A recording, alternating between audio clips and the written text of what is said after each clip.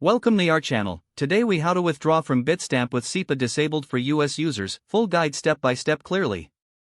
To withdraw from Bitstamp with SEPA disabled for US users, follow these steps carefully. Log into your Bitstamp account using your credentials.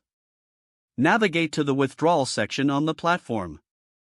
Since SEPA is disabled, you will need to select an alternative withdrawal method. Choose wire transfer as your option for withdrawal. Fill out the required information for the wire transfer.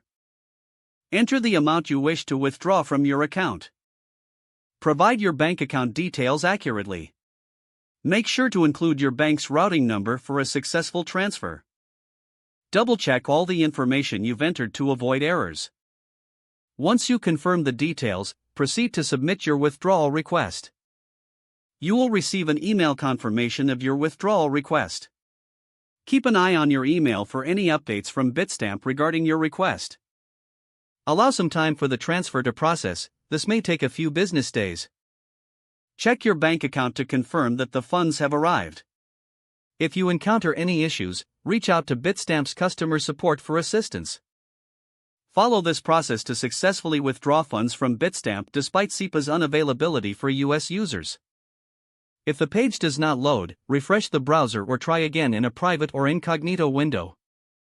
Make sure you are using the correct email address, then retype it carefully to avoid small typos. If your password is not accepted, use the reset option and create a new strong password you can remember. Check your spam folder for verification or security emails, then complete any requested confirmation steps. Enable two-factor authentication if available to improve account security and reduce unauthorized access risk. After signing in, review your profile details so your contact information and settings are accurate and current. If you see an error message, note it down and try again after restarting your device and internet connection.